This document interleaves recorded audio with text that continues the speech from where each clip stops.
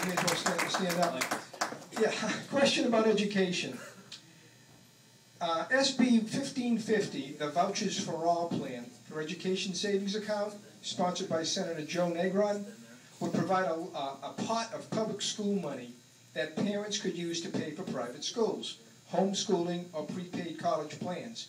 It died in the committee this year, but may return in a future session. Would you support this or a similar bill, and why or why not? Oddly enough, I think on the Tea Party questionnaire, I said that I would not support this.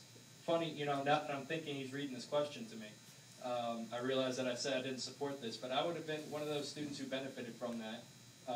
When I was going through high school, I went to a private school, and it would have sure been cool to have some assistance for that. You know, I didn't go because I could really afford to. I went because the public schools are just that terrible, and I had to get out of there if I wanted to have a chance to be here with you today. So, all right, that's it. All righty. Melanie? I would absolutely support this. You know, I mean, I think that we've got to increase parent choice. We've got to let our parents have an opportunity to be in the driver's seat when it comes to the education of our children. On top of that, though, we actually really do need to audit this education system. If we think about what's working right now, we have, I think, something like 30 charter schools here in this district in Palm Beach County. And they're successful because they're privately administered. So if they're successful and that's a good little experiment, if you will, then maybe we should think about it privately administering it at the state level. Or maybe we should think about turning it over to the local districts. So I'm very much in favor of local control when it comes to our education dollars and our education decisions, because we have a lot of great teachers and we have parents that really want to provide a great education for their children, whether they can afford private school or not. And I believe if you're paying taxes and your money is going into that taxing district and you're not going to use that service, then you ought to be able to pull that out and use it as a voucher for another school of your choice. Whoa. Thank you. I agree also. I absolutely support that. I'm a big supporter of vouchers. I think we all have to realize and remember that the Department of Education, we're not beholden to the Department of Education. That's not their money that they're giving us to go for our kids to go to school. It's our money that they're using for kids to go to school. So why should it be any different if you send your kid to a public school with your money that's getting paid for by the government, or whether the government gives you your money back and you can send your kid to school wherever you feel like it? I don't see that there's any difference. I absolutely support that. I think we need to expand that. And I also agree with Melanie. I think we need to put schools back in local control. I think everything happens on the local level. The parents of your kids that live in your town, and you want teachers who live in your town, and everything to be on the local level, because that's where education happens. That's how it's historically been in America, and that's how we have to bring it back. Excellent. James, you may as well keep that microphone. I'll let you field the next question first. This is regarding energy. Oh, we have a new microphone for you. Fresh battery? Replacement mic. There we go. I think my low voice, it doesn't like this. Carries right through. Anyway, here's the question. Would you support legislation that seeks additional oil drilling opportunities for the United States off the coast of Florida? Why or why not? This is a really touchy issue because recently when we had the Gulf oil spill, a lot of people got afraid of drilling and it got a real bad connotation that things weren't being done right, things weren't being done safe. But I actually looked at that and I said, this is why we need to drill off of our coast and have us do it.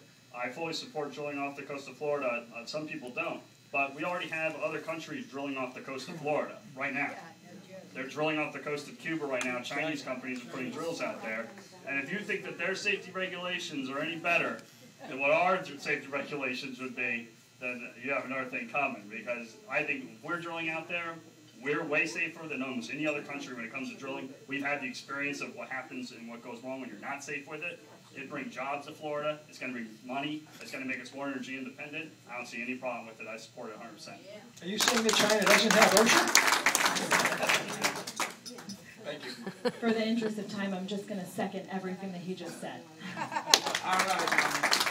That was easy. It's your turn. Yes, I've often thought about oil drilling in Florida. I was born and raised here. I'm a young guy.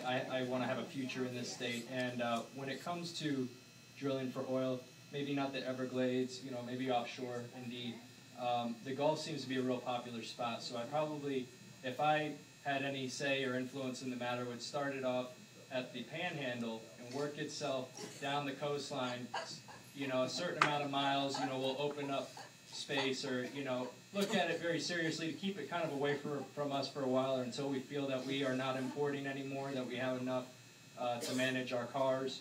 Because that's really where we're burning all the gas, folks. You know, when it comes to Florida, 20% of it's for your energy, 100% of the gas is being imported. So that's, my view is, yeah, we should, but we should be very smart and look at statistics and look at, you know, the best areas to start and go full steam if it's okay. There we go. All righty, Melanie, I'll pass the microphone over to you once again. The next question we have is something I guess is near and dear to everybody's heart in this room and around the country. Will you protect our borders by enforcing our current immigration laws in this state? Absolutely. I'll go a little further for you, though. Do you know how many people we have incarcerated in our prisons in this state that are illegal aliens, that are on our dollar, that are receiving federal assistance? So when we look at the number of people who are on the food stamp program, 47 million people. Not 47 million Americans, 47 million people.